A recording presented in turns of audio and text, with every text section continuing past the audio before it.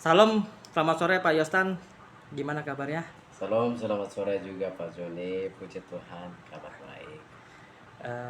Pak Yostan, saya dari kawan sewarga ingin bertanya terkait masalah benih pemimpin nih, ya kan? Menurut Bapak sendiri benih-benih pemimpin dari segi pelayanan Tuhan seperti apa? Iya, kalau buat saya untuk benih kepemimpinan itu sudah ada.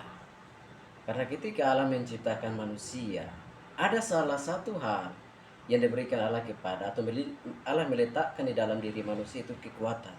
Dan kekuatan itu bisa diarti dalam banyak hal. Salah satunya adalah kekuatan dalam memimpin.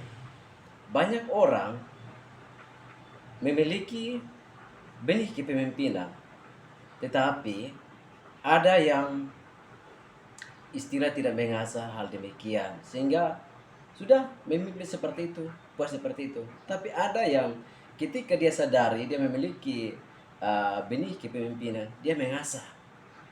Jadi sehingga waktu ke waktu untuk benih kepemimpinan itu berkembang. Artinya dia bisa berani tampil, dia bisa berani memimpin. Dan kepemimpinan itu kalau semakin diasah akan semakin banyak benih yang dia lahirkan. Seperti itu. Oke. Nah, saya menarik nih dari tadi penyampaian Pak Yostan kan eh, untuk benih pemimpin kan harus diasah nih, Biasa. ya kan? Nah, gimana nih kan kita kan ada nih remaja dan pemuda gereja yang mungkin pemalu. Nah, langkah-langkah untuk kategori tipikal anak remaja dan pemuda Kristen yang pemalu itu gimana nih supaya dia bisa nggak pemalu dan bisa kita branding menjadi seorang pemimpin. Nah, kalau dari remaja yang pertama kita harus baca dulu. Misalnya remaja itu kesukaannya apa? Karena ketika dia memiliki kesukaannya kita lari lagi. Misalnya di gereja kita mau tarik konteksnya apa yang mereka suka, kita buat tema-tema diskusi. Jadi pertama itu mereka memiliki ketertarikan dulu untuk berkomunikasi. Karena dia komunikasi itu sudah membangun membangun bagaimana untuk kepercayaan untuk berkomunikasi dengan orang lain. Dan nanti kan dari situ akan secara tidak langsung mereka akan bertumbuh, benih itu akan bertumbuh dan berkembang seperti itu. Jadi yang pertama kita tahu dulu apa kesukaan remaja atau pemuda seperti itu. Lalu kita bisa membuat mereka itu upgrade diri seperti itu. Oke, baik. Satu lagi nih, Pak Yostan nih.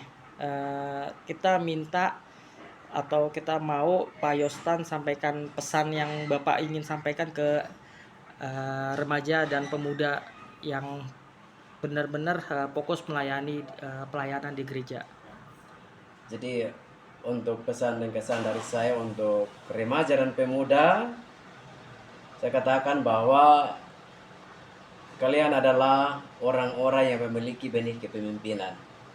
Dan mari berkolaborasi atau mari terus belajar untuk mengasah setiap benih yang ada pada diri kalian semua atau rekan-rekan semua. Karena suatu saat kalian akan menjadi pemimpin.